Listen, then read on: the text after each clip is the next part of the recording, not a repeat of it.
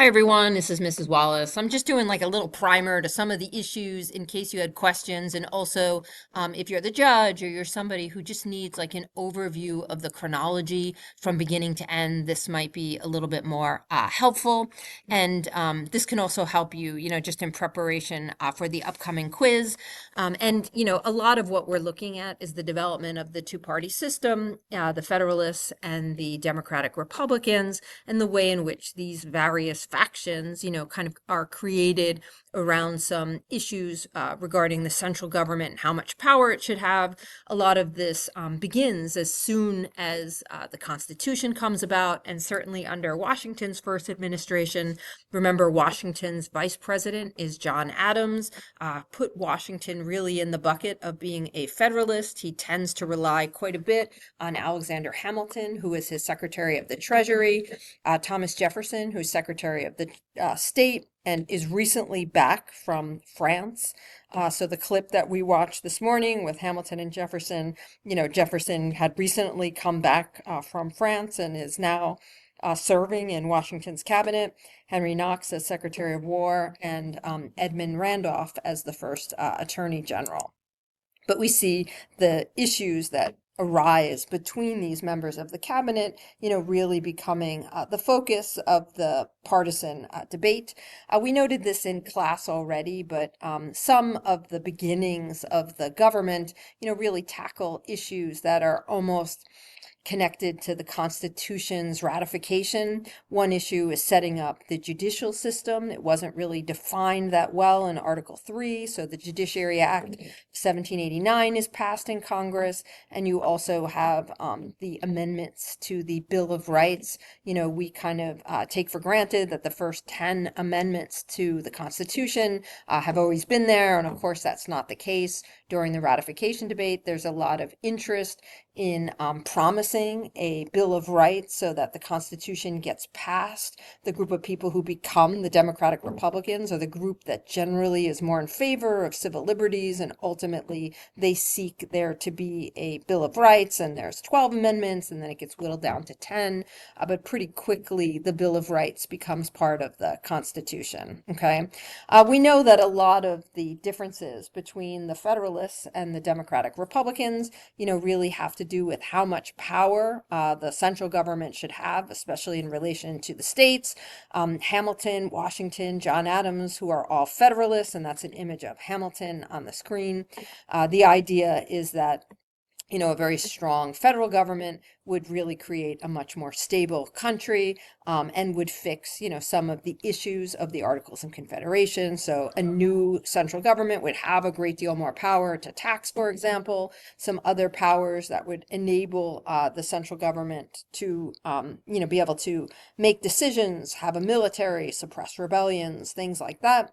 Of course, Jeffersonians are very mindful of this. There's a sense that maybe the issue of a strong federal government could happen at the expense of the state and local government. So while somebody like a Jefferson or a James Madison or James Monroe, those folks are all Republicans, they might not be in favor of like the Articles of Confederation. That might be taking things a little bit too far, but they might be wary of some type of central government that's just too big, and maybe causing a lack of power at the local and state level. So, this general debate kind of taps into two issues. One is, which is really the stronger value, order and stability. That's something the Federalists are really looking for. The Jeffersonians and the Republicans, they're really going to be suggesting that, a very strong and maybe arguably stable federal government can also be in the position of becoming corrupt, or can become in the position of suppressing, the rights and the liberties of citizens. And some of this will be very apparent when the United States witnesses, for example, the beginnings of the French Revolution, which most people applaud. You know, it's a revolution that seems like it's going to be like the American Revolution. And then when things kind of go south and take a turn into the Reign of Terror, there becomes much more partisanship, you know, regarding the actions in France that seem to be, you know, like democracy run amok, and that debate is part of this.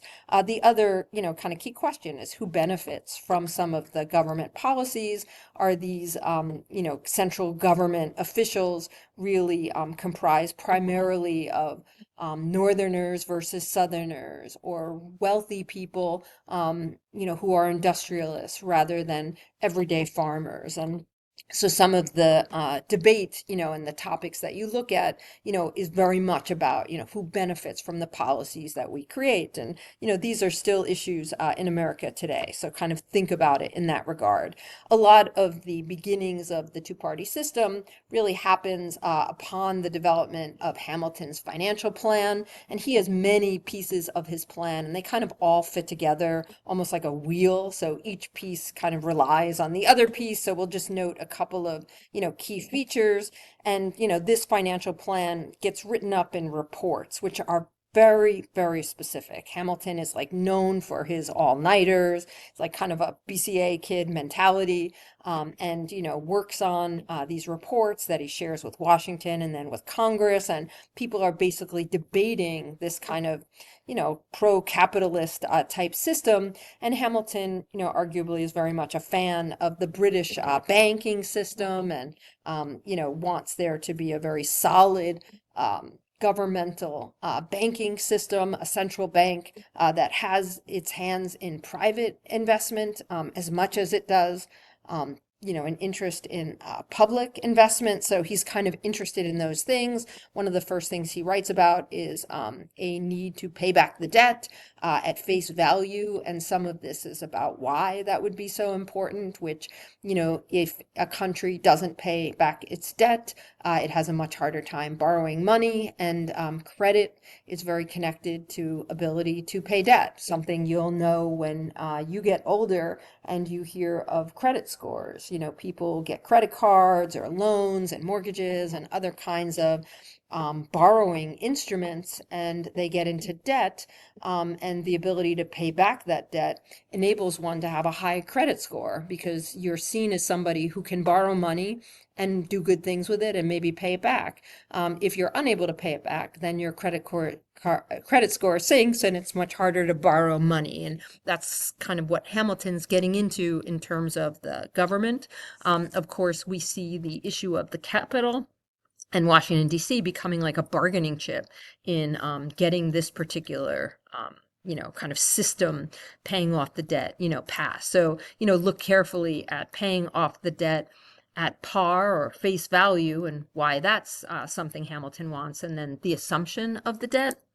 The other thing that Hamilton's plan entails is, like, in order to pay back this massive debt, which is massive. The United States debt is like ridiculous in this time period, and lots of people who don't favor Hamilton's plan, like, just worry about the size and the scale of this. And they also, you know, are concerned that state debt is also assumed. So the size of the debt like balloons a lot, and maybe the central government isn't going to be able to do it. Hamilton has taxes, you know, and there's no income tax in this time period. So we don't see that until the turn of the 1900s. So the income tax, like April 15th, this week, everybody's going to be filing their taxes. That's something that doesn't happen in this time period at all. Nobody's filing their income taxes, but there are several kinds of taxes. One tax is a tariff. So Hamilton was a huge fan of tariffs, basically charging other countries, businesses, to send goods to the United States. So countries that were exporting goods to the United States have to pay a tax, and it makes American produced goods a little bit cheaper. So Sometimes these are called protectionist tariffs because they protect businesses at home, make them a little bit cheaper related to foreign competition. We hear about tariffs a lot because President Trump has increased tariffs, but they're also a massive way for government to get revenue because the tariff revenue goes into the government coffers. And then a second type of tax is an excise tax. A tax that's an excise tax is a tax on a specific good. We still have these if you buy, certain goods. For example, cigarettes, those goods are taxed. It's partially to gain revenue. It's also partially because we don't want people to smoke. And so making the cigarettes more expensive may cause some people, not to buy cigarettes. But in any case, Hamilton wants to tax whiskey, which is going to impact the people who create that product, who sell that product, and it hurts their business. And Hamilton is definitive about this, and whiskey farmers, basically, or whiskey producers, are not going to like that. So look into the Whiskey Rebellion that happens under Washington's administration. Debating a national bank, this is kind of the third crux of Hamilton's plan. So somebody asked today about the constitutional issues. The big question is it constitutional for the American central government, the federal government, to actually create a bank? This is a bank that might include some private investment, but also might serve as like the government's bank and, replace, in a sense, other banks that exist. Not that those banks wouldn't exist anymore, but that the government would kind of rely on the national bank. And, this is like a constitutional question. So this relates to a debate about the Constitution, strict versus loose construction of the Constitution. Does it say it in the Constitution or not? And this is related to the powers of Congress that are noted in Article 1. This also relates to the elastic clause, or sometimes what's called the necessary and proper clause. Okay, so what Hamilton wants and what Jefferson wants are two different things. The bank also has a very specific type of speculative instruments attached to it. People could buy shares in the bank, and ultimately the bank does come to fruition, and it becomes wildly popular. The day the banknotes go on sale, people like race to the cities to buy them, and it's like a zoo, trying to sell these. They sell out, instantly. So there's a lot of interest in the bank and in capitalism to a certain degree, but there's also a lot of questions about who the beneficiaries are of such a bank. Is it people that have monetary resources, and does the bank essentially kind of enable industrial projects to get funded at the expense of agricultural ones? The Whiskey Rebellion, which happens as a result of the excise tax on whiskey, a big question about liberty and order. So I'll let you kind of consider that for the debate. This rebellion is going to involve about 2,000 farmers, and how much they have a right to, dissent against government policies, and what the central government does about such rebellion. Some of the issues related to foreign policy with France, some of this under Washington's administration really kind of stem around a few key pieces of context. One is France had greatly helped the United States in the Revolutionary War, and as a result, the United States kind of has an alliance with France.